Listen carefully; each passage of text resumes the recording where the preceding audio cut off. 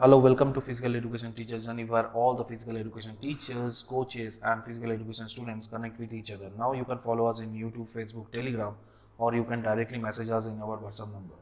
Now we have started a premium WhatsApp group in which आपको कोई भी problem हो फिजिकल एजुकेशन सब्जेक्ट को लेके या जॉब रिलेटेड या फिर you want notes anything regarding physical education you can directly message us in that group. We will definitely help you out regarding all the queries.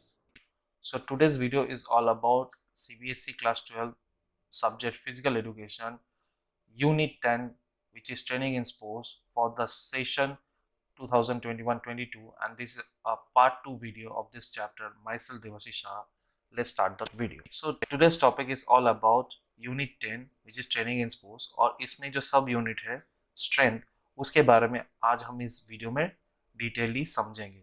तो हम पहले strength का definition पढ़ेंगे, उसका टाइप पढ़ेंगे, and the method of improving strength, how we can improve our strength, कैसे हम improve कर सकते हैं अपने स्ट्रेंथ को.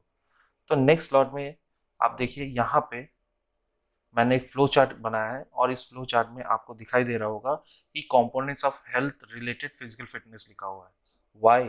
क्योंकि पिछले वीडियो में हमने फिजिकल फिटनेस को एक्सप्लेन किया गया है और उसमें हमने ये भी पढ़ा है कि फिजिकल फिटनेस के दो क्लासिफिकेशन किया गया है as per its component. One is health related physical fitness, another one is skill related physical fitness. तो हेल्थ रिलेटेड फिजिकल फिटनेस जो होता है वो 5 होता है, और इन 5 में से आपको जो इस चैप्टर में पढ़ना है वो 3 पढ़ना है, that is strength, flexibility and endurance. ठीक है, आज हम स्ट्रेंथ के बारे में इस वीडियो में बात करेंगे, तो सिर्फ स्ट्रेंथ को इस फ्लो चार्ट में समझेंगे. तो यहाँ पे बोला गया है कि स्ट्रेंथ जो है वो दो टाइप से है, स्टैटिक, डायनेमिक. ठीक है, स्टैटिक एंड डायनेमिक क्या है ये हम आगे चल के वीडियो में देखेंगे. बस इतना याद रखो कि स्ट्रेंथ दो टाइप के हैं, static and dynamic. And dynamic जो होता है वो 3 टाइप का होता है, maximum strength, explosive strength and strength endurance. Okay, और एक चीज इस टॉपिक में पढ़ना है कि ट्रेनिंग मेथड टू डेवलप, हम स्ट्रेंथ को कैसे डेवलप कर सकते हैं. तो डेवलप करने के लिए 3 मेथड है. One is isometric, isotonic, isokinetic. अब थोड़ा अगर आपने पढ़ा होगा तो आपको समझ में आ रहा होगा, अगर नहीं पढ़े होंगे तो कोई बात नहीं, इस वीडियो में आपको क्लियरिफिकेशन पूरा मिल जाएगा कि ये है क्या. सो बिफोर नोइंग मोर, पहले हम समझ लेते हैं स्ट्रेंथ क्या है. मैं आपको बताता हूँ, ये सबसे इजीएस्ट डेफिनेशन है जो मैंने अभी टिक मार्क किया है. इसको आप पूरा रट्टाफिकेशन करके रखिए, क्योंकि इस बार आपका सब्जेक्टिव टाइप ऑफ क्वेश्चन आने वाला है जिसमें आपको लिखना पड़ेगा, तो आपको डेफिनेशन तो याद करना ही पड़ेगा. तो यहाँ पे दिया हुआ है, strength is the ability of the muscle to overcome resistance. Right, कोई भी एक्सटर्नल फोर्स को अगर आपका मसल रेजिस्ट कर पा रहा है, ठीक है, that will be considered as a strength. Simple definition था, मुझे लगता है आपको समझ में आ गया होगा. अब थोड़ा ऊपर से देखते हैं, द क्वालिटी और a state of being physically strong, कि कोई भी एक क्वालिटी हो या कोई एक स्टेट हो जिसमें आपको फिजिकली स्ट्रांग महसूस हो रहा है.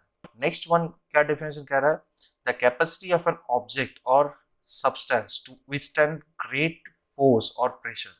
तो यहाँ पे बोल रहा है कि जो कैपेसिटी है किसी ऑब्जेक्ट का और या फिर कोई सब्सटेंस का, ठीक है, कैपेसिटी मतलब कितना लोड ले सकता है, ठीक है, to withstand the great force और प्रेशर. जो एक्सटर्नल फोर्स है या कोई प्रेशर है उसको कितना कैपेसिटी उसमें है कि वो उतना फोर्स ले सकता है, that will be considered as a strength.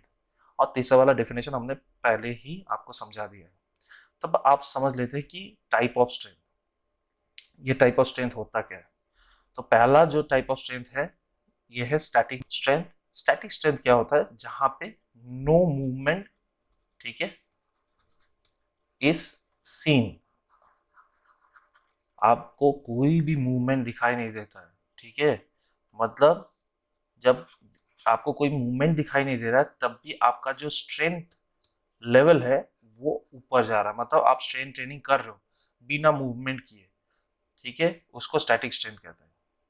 Clear है? अब थोड़ा और समझते हैं और आगे जैसे बढ़ेंगे तो आपका कॉन्सेप्ट और क्लियर हो जाएगा.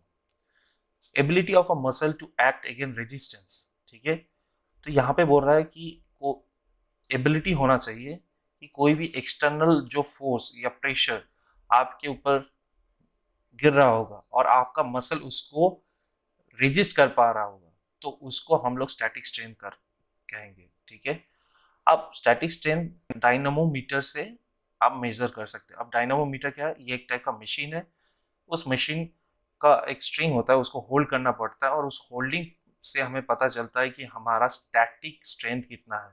अगर आपको इसका पिक्चर देखना है तो आप गूगल में जाइए, आप सर्च कीजिए डायनामोमीटर, आपको पता चल जाएगा कि वो कैसे उसको होल्ड किया जाता है। अब next one is, it is saying used in some phases of weight lifting. तो ये बोल रहा है कि आपका जो स्टैटिक स्ट्रेंथ है ये कुछ फेजेस ऑफ वेट लिफ्टिंग में दिखाया जाता है। तो मैंने अभी थोड़ी देर पहले कहा कि नो मूवमेंट, ठीक है, सीन, कि कोई भी मूवमेंट इसका दिखाई नहीं देता, लेकिन इससे पता चलता है कि हमारा स्ट्रेन डेवलप हो रहा है। मतलब हम बिना मूवमेंट किए कोई भी स्ट्रेन डेवलप हो पा रहा है, तो हम लोग स्टैटिक स्ट्रेन कहेंगे। तो इसमें बोला है कि कुछ फेजेस ऑफ वेट लिफ्टिंग। अब कहा, देखो अगर मैं यहाँ पे डंबल और यहाँ पे डंबल दे देता हूँ, ठीक है, ठीक है, तो यहाँ पे वेट है और यहाँ पे भी वेट है, ठीक है। अब इस पर्सन ने इस जगह से फ्रॉम डाउन टू टॉप इसने क्लिंच करके ऊपर उठाया। अब यहाँ पे इसने होल्ड करके रखा, ठीक है।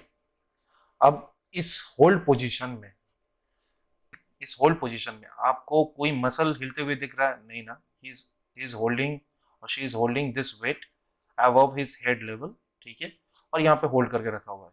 तो जब हमको यहाँ पे कोई मूवमेंट दिखाई नहीं दे रहा है, तब भी ये जो पर्सन है ये स्ट्रेंथ अप्लाई कर रहा है to hold it upward, right. कोई भी मूवमेंट नहीं हो रहा है, बस होल्ड करके रखा है। So this consider as an static strength, कि ये पर्सन वेट लिफ्टिंग में इस पोजीशन में अपना स्टैटिक स्ट्रेंथ यूज कर रहा है। और भी आगे चलेंगे तो आपको समझ में आ जाएगा। तो स्टैटिक से हमने समझ लिया, अब डायनेमिक स्ट्रेंथ के बारे में समझते हैं। तो डायनेमिक स्ट्रेंथ क्या होता है? पूरा स्टैटिक स्ट्रेंथ का ऑपोजिट होता है। यहाँ पे आपका जो भी मूवमेंट होगा इट कैन बी सीन, आपको दिखाई दे, ठीक है, रिलेटेड टू मूवमेंट, राइट। मतलब अगर आप डंबल ऐसे पकड़ोगे, ठीक है, तो आप डंबल जो फ्लेक्शन एक्सटेंशन करोगे, मतलब एक बार पीछे की तरफ लाओगे, एक बार सामने लेके जाओगे, तो डंबल जो आप एक्सटेंशन एंड फ्लेक्शन करोगे ये आपको दिखाई देगा, it can be seen, right, related to movement. But आपका स्टैटिक स्ट्रेंथ जो है था वो मूवमेंट के को दिखाई नहीं दे रहा था और वहां पे मूवमेंट भी नहीं हो रहा था। अगर एग्जांपल मैंने इसका अगर ऑपोजिट एग्जांपल अगर स्टैटिक स्ट्रेंथ का दूं, तो देखिए ये डंबल्स है और ये पर्सन ने इसको होल्ड करके रखा हुआ है, ठीक है, इसको होल्ड करके रखा हुआ है। He is not doing any kind of movement like dynamic strength. तो ये स्टैटिक स्ट्रेंथ हो गया, ये डायनेमिक स्ट्रेंथ हो गया, ठीक है, क्योंकि यहाँ पे मूवमेंट हो रहा है। चलो और थोड़ा आगे बढ़ते हैं तो समझते हैं इसके बारे में। तो डायनेमिक स्ट्रेंथ को आइसोटोनिक स्ट्रेंथ भी कहा जाता है और ये 3 प्रकार के होते हैं। इट इज ऑफ 3 टाइप्स, ठीक है, maximum strength, explosive strength, strength endurance. अगर इनका डेफिनेशन देखें, मैक्सिमम स्ट्रेंथ का डेफिनेशन है work against maximum resistance. Obviously maximum resistance के ऑपोजिट में जो आप फोर्स पुट डाउन कर रहे हैं तो वो आपका मैक्सिमम स्ट्रेंथ होता है। जैसे पकड़ लो कि अगर ये 100 किलो का, ठीक है, डंबल है, ठीक है, और आप इसको उठा सकते हो, ठीक है, लेकिन जैसे ही मैं आपको दूसरा और एक डंबल देता हूं जो 102 किलो का होगा, ठीक है, लेकिन you can not put it upward, क्योंकि आपका जो मैक्सिमम स्ट्रेंथ है वो 100 केजी है, आप उतना ही उठा सकते हो। मैं ये नहीं कह रहा हूं कि आप 102 किलो नहीं उठा सकते, बट आपका स्ट्रेंथ उतना डेवलप नहीं हुआ है अभी तक कि आप 102 किलो उठा पाओ। आपका स्ट्रेंथ जितना डेवलप्ड हुआ है अभी तक मैक्सिमम स्ट्रेंथ वो है आप 100 केजी उठा सकते हो। So this is an example, right. तो यहाँ पे वही बोला गया है कि वर्क अगेंस्ट मैक्सिमम रेजिस्टेंस, आपका जो मैक्सिमम रेजिस्टेंस, आप जितना वेट उठा सकते हो, ठीक है, अपना आपका स्ट्रेंथ जितना तक लिमिट होके रखा हुआ है उतना वेट उठा रहे हो, so that will consider as a maximum strength. अब यहाँ पे बोला गया है कॉम्बिनेशन। अब ये कॉम्बिनेशन क्या है, बहुत इंटरेस्टिंग चीज है, समझो इस बात को। तो अगर मैं यहाँ पे एक ट्राइंगल ड्रॉ करता हूँ, ठीक है, अब इस ट्राइंगल में मैं लिखता हूँ स्ट्रेंथ, ओके, यहाँ पे मैं लिखता हूँ एंडोरेंस, ओके, यहाँ पे लिखता हूँ मैं स्पीड, ओके।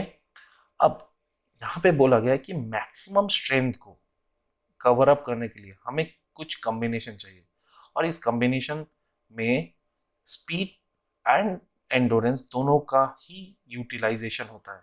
मतलब जब हम स्पीड प्लस एंडोरेंस को कंबाइन करेंगे इसके साथ स्ट्रेंथ के साथ, ठीक है, so we gonna get maximum strength, okay. जब हम एंडोरेंस प्लस स्पीड को कंबाइन करेंगे स्ट्रेंथ के साथ तो हमें क्या मिलेगा, मैक्सिमम स्ट्रेंथ। अब एग्जांपल देख लेते हैं स्पोर्ट्स में, जैसे weight lifting and shot put, ठीक है, ये इसका एग्जांपल हो गया। अब एक्सप्लोजिव स्ट्रेंथ के बारे में देखते हैं। एक्सप्लोजिव स्ट्रेंथ क्या है, the ability to overcome resistance with high speed. तो नॉर्मल, अगर मैं पहले आपको ये दिखाता हूँ स्पोर्ट्स में कहाँ लगता है, स्प्रिंट, हैमर थ्रो, या फिर आप वॉलीबॉल में स्मैश के टाइम देख लीजिए, ठीक है, बास्केटबॉल में डंक के टाइम देख लीजिए, ठीक है, जब आप डंक मारते हो और जाके आप अपना बास्केट करते हो तो उस टाइम भी, so you are making a reaction, ठीक है, वहां पे आप एक रिएक्ट कर रहे हो, ठीक है, और वो रिएक्शन किस में हो रहा है, एक हाई स्पीड में हो रहा है। अब वो हाई स्पीड में रिएक्ट करने के लिए you have to exact force. अब जो आप फोर्स लगा रहे हो वो किस से लगा रहे हो, ऑब्वियसली आप मसल से लगा रहे हो। तो मसल में अगर स्ट्रेंथ ही नहीं होगा तो आप कैसे उसमें फोर्स जनरेट कर पाओगे, राइट।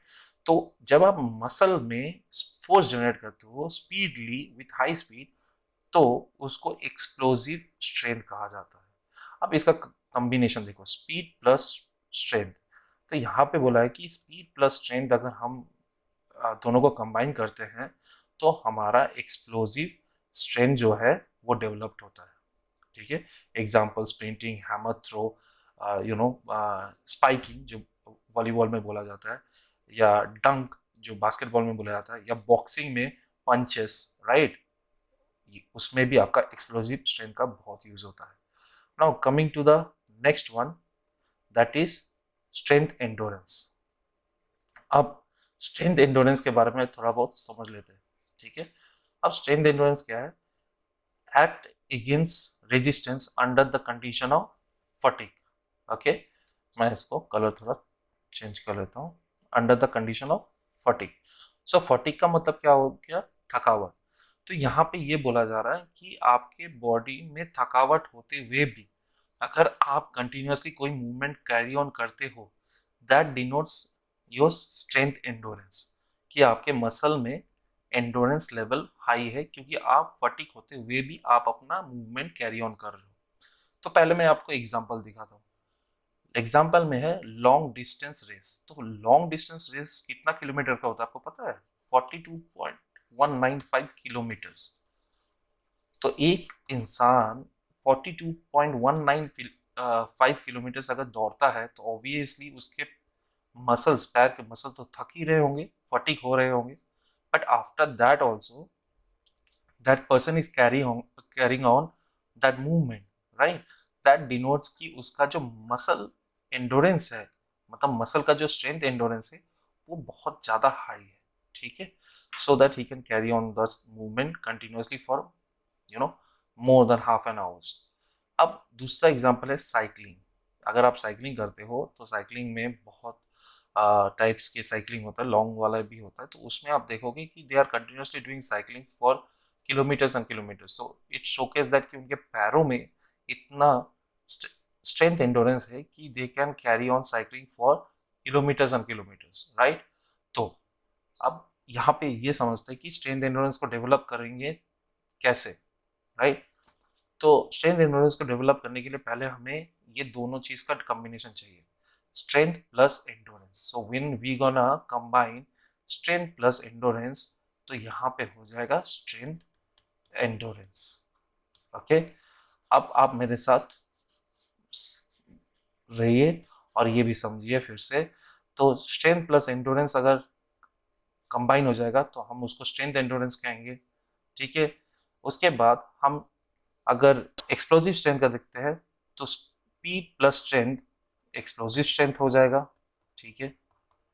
और अगर हम एंड्योरेंस प्लस स्पीड को देखते हैं प्लस हमारा स्ट्रेंथ भी उसमें एप्लीकेबल होगा, सो हम उसको बोलेंगे मैक्सिमम स्ट्रेंथ। तो होप सो अगर आप इस ट्रायंगल को याद रखेंगे, यहाँ पे स्ट्रेंथ, यहाँ पे एंड्योरेंस, यहाँ पे स्पीड को, तो आपको ये डायनेमिक स्ट्रेंथ का कॉन्सेप्ट समझ में आ जाएगा कि इसके टाइप्स भी आपको जिंदगी भर याद रहेगा अगर ये आपने कॉन्सेप्ट समझ लिया। अब समझेंगे the method to develop strength. तो भाई हमने समझ लिया कि स्ट्रेंथ क्या होता है, स्ट्रेंथ के दो टाइप्स क्या होते हैं, और उन दो टाइप्स में भी डायनेमिक में कितने 3 टाइप्स के होते हैं वो भी पकड़ लिया, समझ लिया, कॉन्सेप्ट भी क्लियर हो गया, ठीक है। अब आ जाते हैं कि उसको डेवलप कैसे करना है। तो पहला जो मेथड है दैट इज कॉल्ड आइसोमेट्रिक, ठीक है। यहाँ पे उसका डिटेल्स दिया हुआ है, आपको ये अगर स्नैपशॉट लेना है आप ले सकते हैं, या फिर आप डायरेक्टली हमारे जो टेलीग्राम चैनल है वहाँ पे जाके आप इस चैप्टर के नोट्स ले सकते हैं। और हमारा जो फ़ोन नंबर है वहाँ पे आप व्हाट्सएप भी कर सकते हैं, we will definitely help you out regarding this और any other chapters of class 12, ठीक है। सो यहाँ पे ये थ्योरी पार्ट आप पढ़ लीजिएगा, मैं जो की पॉइंट्स है वो समझा दे रहा हूँ। स्टैटिक मसल कॉन्ट्रैक्शन, ठीक है। आइसोमेट्रिक एक्सरसाइज जो होता है वो स्टैटिक मसल कॉन्ट्रैक्शन होता है।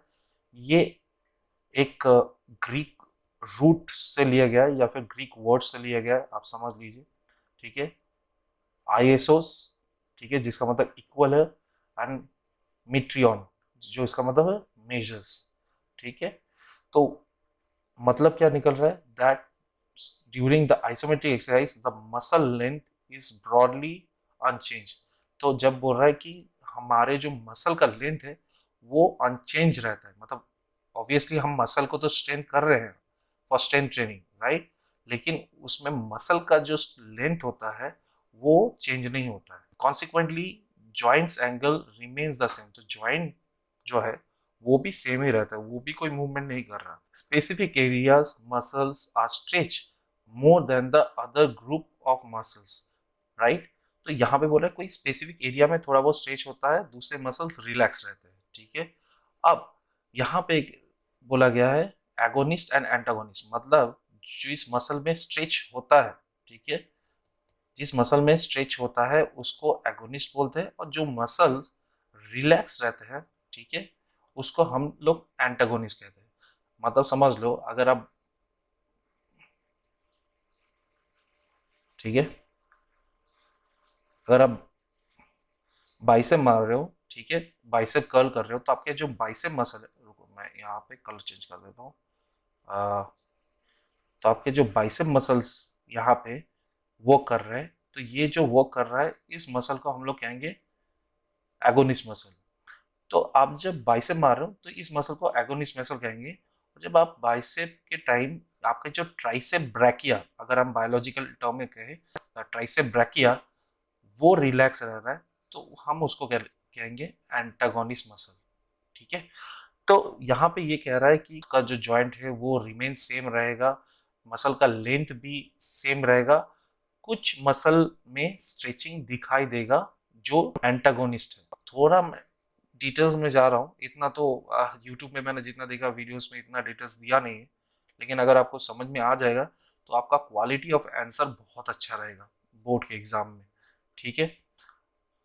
अब कैरेक्टरिस्टिक देख लेते हैं। Muscle movement are not visible, तो जब हम आइसोमेट्रिक एक्सरसाइजेस करते हैं टू डेवलप आवर स्ट्रेंथ, तो उसमें मसल मूवमेंट नहीं दिखाई देता है। नो डायरेक्ट मूवमेंट्स, कोई डायरेक्ट मूवमेंट्स भी नहीं दिखाई देता है, साइंटिफिकली डन, मतलब जो भी हो रहा है, जो भी कर रहे हैं वो साइंटिफिकली प्रूवन है, इसलिए वो साइंटिफिकली डन हो सकते हैं, मतलब इट बेस्ड ऑन फैक्ट, उसका कोई ना कोई रिसर्च हुआ होगा। नाउ एडवांटेज क्या है, less time needed, no equipment requires, valuable for rehabilitation process. तो ऑब्वियसली इसमें आप एक चीज देखो, नो इक्विपमेंट्स रिक्वायर, तो जहाँ पे इक्विपमेंट्स रिक्वायर नहीं है और जहाँ पे मूवमेंट नहीं है, तो obviously less time will be needed there, right, and valuable for rehabilitation purpose. अब रिहेबिलिटेशन क्या है, अब इसका मैं थोड़ा बता देता हूँ। रिहेबिलिटेशन होता है कि अगर पकड़ लो, एग्जाम्पल मैं बता रहा हूँ कि आपका अगर कोई भी स्पोर्ट्स में इंजरी हुआ, ठीक है, आपके एंकल ट्विस्ट हो गए या फिर आपका हाथ में लगा होगा, तो when you do not take no medicine, आप जब कोई मेडिसिन नहीं लेते हो, आप थोड़ा थोड़ा एक्सरसाइज करके आप अपने आप को रिहेबिलिट करते हो, मतलब नेचुरल पोजीशन में लेके आते हो। मतलब आपके बॉडी का या फिर जहाँ पे आपका इंजरी हुआ है उसको नेचुरल पोजीशन में लेके आते हो without taking any medicine, by doing some kind of exercise, that is known as rehabilitation process.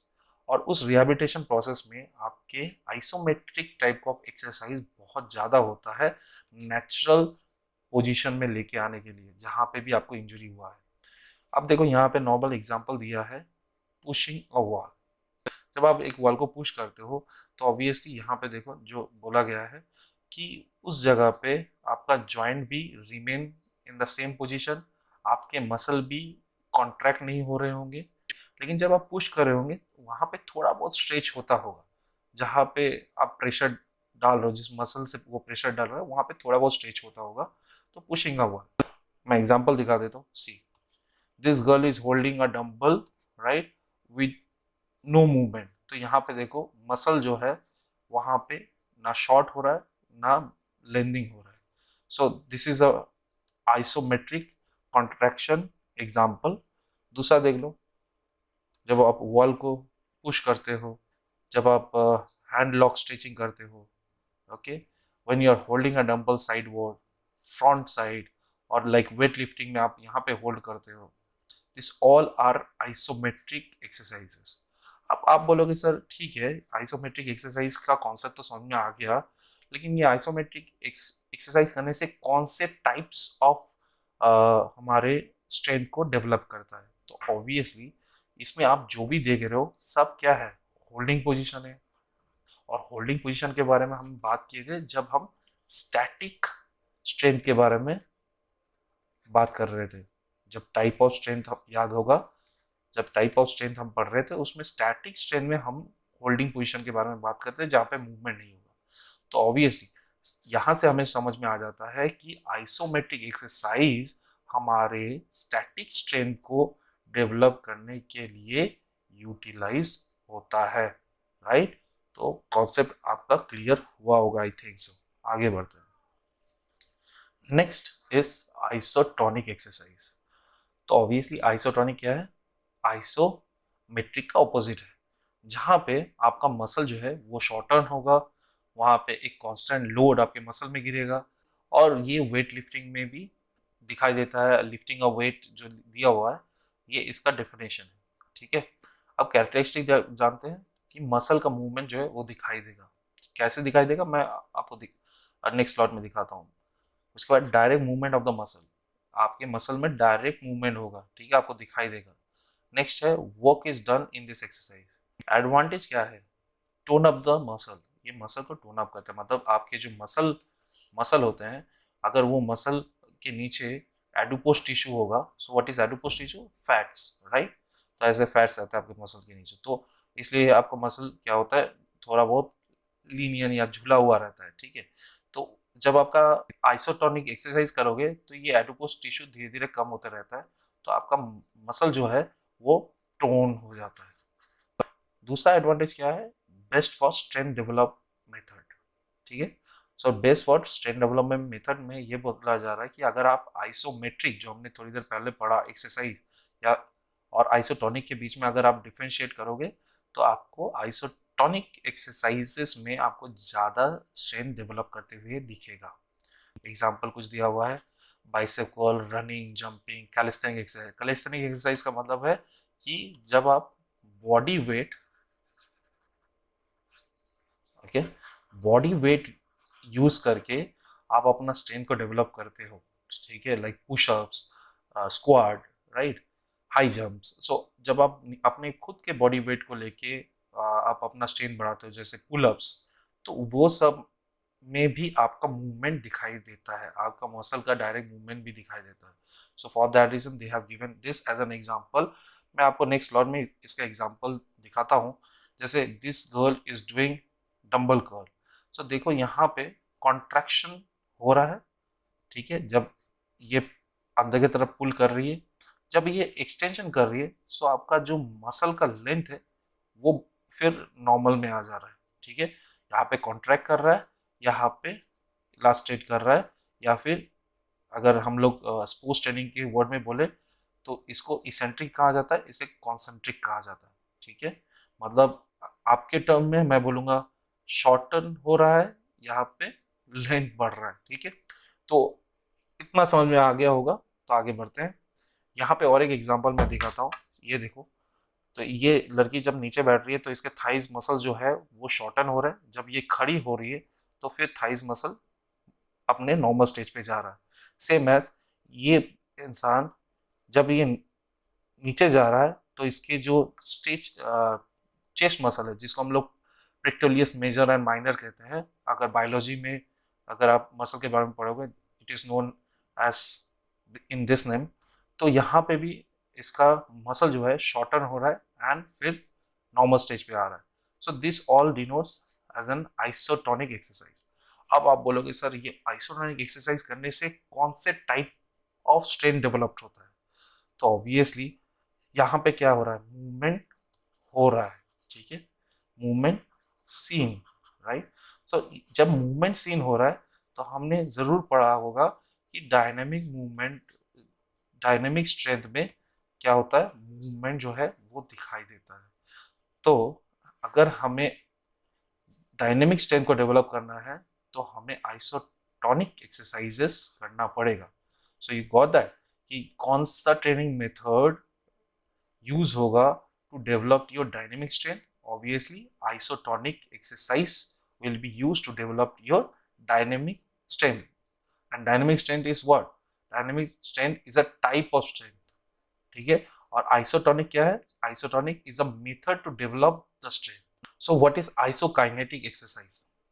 Normal मैं आपको बता देता हूँ, आइसोकाइनेटिक और आइसोटोनिक जो हमने अभी पढ़ा उन दोनों में डिफरेंस यही है कि आइसोकाइनेटिक एक्सरसाइज जो होता है वो कांस्टेंट स्पीड से होता है। मतलब यहाँ पे देखो ये लड़की बार बार नीचे बैठ रही है और फिर ऊपर उठ रही है, तो इसका जो स्पीड है, ठीक है, नीचे बैठने और ऊपर उठने का, ये कांस्टेंट नहीं है। जब भी इसके पैरों में फटिग मतलब थकावट आएगा, she gonna slow down, right. And जब ये स्टार्ट की होगी तब ये फास्टली अप एंड डाउन कर रही होगी, ठीक है। तो यहाँ पे कोई कांस्टेंट स्पीड नहीं है, बट यही डिफरेंस करता है आइसोटोनिक को आइसोकाइनेटिक के साथ। जब आइसोकाइनेटिक हम एक्सरसाइज करते हैं तो उसमें कांस्टेंट स्पीड होता है, ठीक है। और इसमें भी हमें जो हमारा आइसोटोनिक का जो भी कैरेक्टरिस्टिक है, जो भी एडवांटेज है, इसमें भी वही मिलता है। The only difference is that कि ये कांस्टेंट स्पीड से होता है। और क्यों होता है? Because there are machine used into it, ठीक है।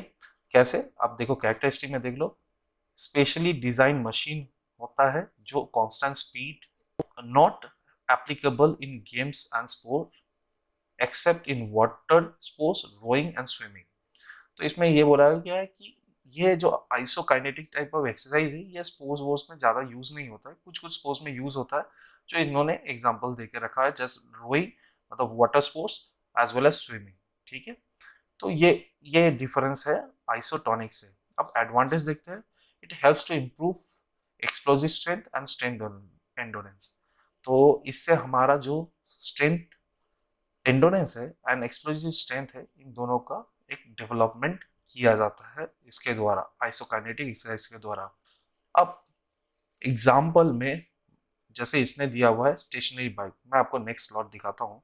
तो देखो स्टेशनरी बाइक, यहाँ पे ये जो भी किलोमीटर पर आवर ये फिक्स करके रखा होगा मैनुअली, ओके, यहाँ पे इसका जो रोटेशन है पैरों का वो वैसे ही चलेगा, बिकॉज ये मशीन है। जैसे ये मैनुअली जो भी ये फिक्स करके रखा होगा उसके हिसाब से ये चलेगा, ठीक है। नेक्स्ट एग्जांपल दिखाता हूँ। नेक्स्ट एग्जांपल में देख लो, ये रोबोटिक मशीन्स है, ठीक है, आइसोकाइनेटिक एक्सरसाइज का रोबोटिक मशीन्स, जिसमें ये मशीन में मैनुअली आपको पुट अप कर दिया कि मुझे कितना लोड लेना है, ठीक है। देखो यहाँ पे एग्जांपल थोड़ा बहुत एडवांस है, लेकिन थोड़ा बहुत समझो तो अच्छा लगेगा। तो इसके कमर में एक स्ट्रिंग से बांध दिया है, ठीक है, आपको स्ट्रिंग दिखाई दे रहा होगा यहाँ पे। तो when this person is going up, तो he is carrying 40 kgs, right, plus his body weight. समझ में आ रहा है कि इसका बॉडी वेट जो है प्लस 40 kgs एक्स्ट्रा उसमें एड ऑन हो जा रहा है। And when he is coming down, तो इसका body weight plus 140 kg extra उसमें फोर्स क्रिएट हो रहा है, ठीक है। तो समझो, ऊपर जब जा रहा है तब बॉडी वेट प्लस 40 kgs, ठीक है, और नीचे जब आ रहा है 140 kgs plus body weight. So that is the difference, right, and it is controlled by this machine only, ठीक है। यहाँ पे और एक एग्जांपल देखो कि this girl is doing a jumping, right. तो यहाँ पे जो स्ट्रिंग इसके कमर के साथ बांधा हुआ है, so when she is going up, so she is carrying, ऊपर जाने के time she is carrying 40 kgs plus her body weight, and when she is coming down she is carrying only 5 kg plus her body weight। तो ये machine ही कर रहा है manually, and it is only been possible when you are doing isokinetic exercises with the help of machine only। तो यहाँ पे आपको समझ में आ गया होगा कि आइसोटोनिक और आइसोकाइनेटिक में थोड़ा ही डिफरेंस है, और आइसोमेट्रिक एक कंप्लीटली अलग ही है। तो अगर हम चार्ट के हिसाब से समझ लेते हैं, रिवीजन में आ जाते हैं थोड़ा बहुत इस सब यूनिट का, तो हमने पढ़ा कि स्ट्रेन जो है वो दो टाइप से है। किस क्या क्या है? स्टैटिक स्ट्रेंथ, ओके, एंड हमने पढ़ा डायनेमिक स्ट्रेंथ। अब डायनेमिक स्ट्रेंथ जो है हमने तीन प्रकार का पढ़ लिया, strength endurance, maximum strength and explosive strength. उसके बाद हमने यह पढ़ा कि स्ट्रेंथ को डेवलप करने के लिए कुछ मेथड है। क्या क्या है? हमने मेथड पढ़ा isometric, isotonic and last one is isokinetic, okay. तो अभी मेरा क्वेश्चन आपसे है, यहाँ पे वीडियो पॉज कर लेना, कि अगर हम आइसोमेट्रिक टाइप ऑफ एक्सरसाइजेस करते हैं तो हमारा कौन से टाइप ऑफ स्ट्रेंथ डेवलप्ड होता है, स्टैटिक स्ट्रेंथ या डायनेमिक स्ट्रेंथ? पॉज करो और आंसर सोचो। सोच लिए? अगर आपने सही सोचा है तो वेल एंड गुड, हमारा यहाँ पे स्टैटिक स्ट्रेंथ डेवलप होता है। And isotonic and isokinetic type of exercises जब हम करते हैं तब हमारा डायनेमिक स्ट्रेंथ जो है वो डेवलप्ड होता है। तो आई होप सो इतना तक आपको कॉन्सेप्ट समझ में आ गया होगा रिगार्डिंग स्ट्रेंथ। एंड आपको फ्यूचर में अगर कोई भी इस चैप्टर के बारे में और इस सब यूनिट के बारे में आपको क्वेश्चन हो या क्वेरी हो, आपको इस वीडियो के नीचे कमेंट बॉक्स मिलेगा, वहाँ पे ज़रूर कमेंट कीजिए, आपको डेफिनेटली आंसर मिल जाएगा। या फिर आप हमारे व्हाट्सएप ग्रुप में या फिर व्हाट्सएप नंबर पे मैसेज कर सकते हो। We will happy to help you out, students. That's all for today's video. See you on the next video. Till then, be safe, be at home, and be healthy, everyone. Take care. This is Devashish Shah. Jai Hind.